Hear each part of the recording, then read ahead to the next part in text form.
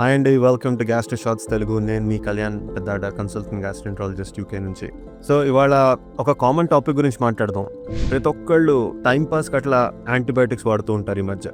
కొంచెం దగ్గు వచ్చినా, కొంచెం జలుబు వచ్చినా వెంటనే వెళ్ళి ఫార్మసీకి వెళ్ళి అన్న ఇట్లా దగ్గుగా ఉంది కొంచెం ఏదైనా ఇవ్వంటే ఫార్మసిస్ట్ యాంటీబయాటిక్ ఇస్తాడు. యాంటీబయాటిక్ వల్ల మీకు ఎంత హాని కలుగుతుందో మీకు ప్రాబబ్లీ తెలిసి ఉండకపోవచ్చు. సో యాంటీబయాటిక్కి మీ కడుపుకి ఉన్న లింక్ ఏంటో చూద్దాం.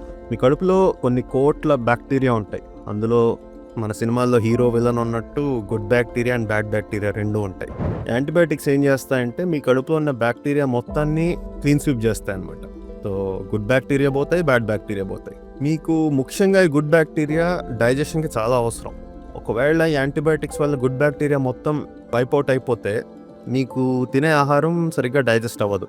ఆ డైజెస్ట్ అవ్వకపోవడం వల్ల మీకు కడుపు ఉబ్బరం, అసిడిటీ, సరిగ్గా మోషన్ అవ్వకపోవడం, లేదంటే ఎక్కువ మోషన్ అవ్వడం, ఇట్లాంటి ఇబ్బందులన్నీ రావచ్చు.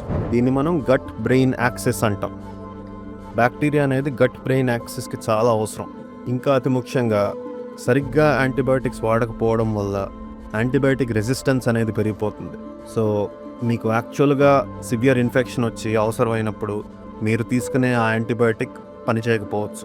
ఎందుకంటే లోపల ఉన్న బ్యాక్టీరియా ఆ యాంటీబయాటిక్ ఆల్రెడీ అలవాటు పడిపోయి ఉంటాయి కాబట్టి. సో యాంటీబయాటిక్ రెసిస్టెన్స్ అనేది చాలా పెద్ద ప్రాబ్లం ప్రస్తుతం.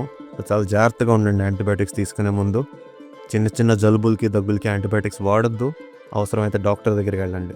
గుర్తుపెట్టుకోండి, వన్స్ ఈ గట్ బ్యాక్టీరియా డ్యామేజ్ అయితే అది మళ్ళీ నార్మల్సీకి రావడానికి కొన్ని నెలల నుంచి సంవత్సరాలు పట్టచ్చు. సో ఆ సిచ్యువేషన్లో మీరు ఉండొద్దు.